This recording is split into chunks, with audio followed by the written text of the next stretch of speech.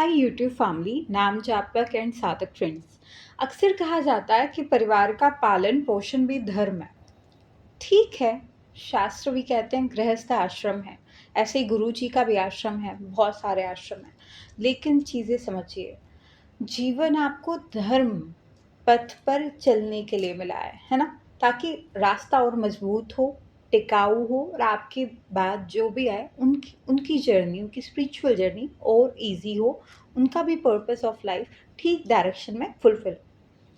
Now the thing is, कई लोग कहते हैं भाई मैं तो अपने परिवार का पालन पोषण कर रहा हूँ, मैं तो इनको ही दे रहा हूँ, यही बहुत बड़ी बात है, मैं धर्म कर रहा हूँ, धर्म कर रहा हूँ, धर्म कर रहा हूँ। और किसी जीव को पालने में कोई अगर स्ट्रे डॉग आ गया, रास्ते का कोई होता है, रास्ते में कुत्ता होता है आपके घर के पास आ जाता है, या कोई बिल्ली आपके घर के अंदर आ जाती है बाहर की स्ट्रे, तो वो दिक्कत में होती है, ज़रूरत में होती है, तभी तो आती है ना।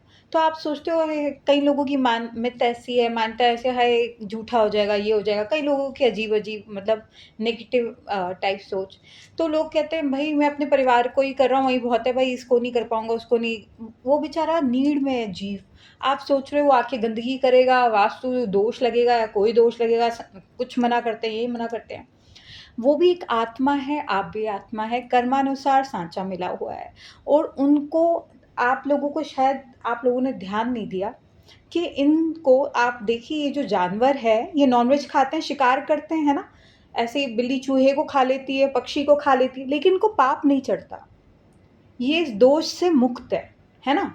जो इन दोष से मुक्त है, उनको पालने में कोई दोष लग ही नहीं सकता। और आप ये देखिए, शनि जी का वाहन कौन है? कौवा है। गणेश जी का मूषक है। ऐसे ही बिल्ली षष्ठी माता की मानी जाती है ना? पितरों की भी एक तरह से रिप्रेजेंटेटिव। ऐसे ही शेर दुर्गा माता से जुड़े हुए हैं। मतलब जिसे किसी ने नहीं अपनाया, उसे तो शिव ने भी अपना लिया। कुत्ता भैरव जी के वहाँ हो गया, उन्हीं के उसमें, है ना? कई सारे। इन्हें कोई दोष ही नहीं है ना? शिकार करने के लिए इनको वैसा ही शरीर मिला, दाँत मिले, सारी चीज़ें हिसाब-किताब, ठीक है। तो आपके पास जब कोई जीव आता है, ज़रूरत में ही तो आ रहा है ना? उसे भी बसेरे की उतनी ज़रूरत है जितनी आपको है। आपके यहाँ अगर मकड़ी तक है, कॉकरोच तक है, ये भी आत्माएँ हैं। आप अपना बसेरा तब बना पाते हैं जब आपने न जाने कितने बसेरे उजाड़ दिए होते हैं। बुरा मत मानिएगा, जब आप ज़मीन को खोदते हैं उसमें कई सारे बसेरे होते हैं।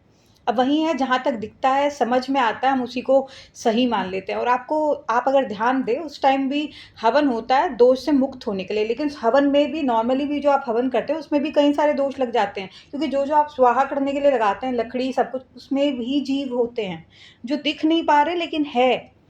तो चीज़ें समझिए, किसी सिर्फ़ धर्म उससे पूरा नहीं होता कि मैंने तो अपने माँ-बाप को देख लिया, उनको खाना-वाना दे दिया, हो गया जी, बस ये धर्म है। नो, अगर वो धर्म, अगर आप सही में धर्म पथ पे चल रहे हैं, अगर आप दान भी कर रहे हैं, कई लोग कहते हैं मैंने दान किया, ये क्या हो गया?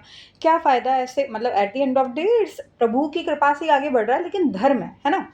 लेकिन धर्म वो है एक्चुअल में, अगर एक्चुअल में आप धर्म के कार्य में हैं, तो आपके भीतर गुरु का प्राकट्य होगा।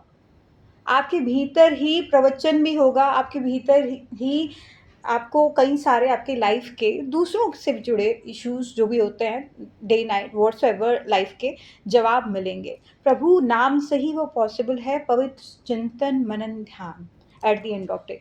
गुरु का प्राकट्य भीतर ज़रूरी है। ये नहीं कि आप पूजा करें, नाम लें, ठीक है, दूसरा कर रहा हो तो आप उसको टोकें, आप गलत कर रहे हो, ये कर रहे हो, नहीं।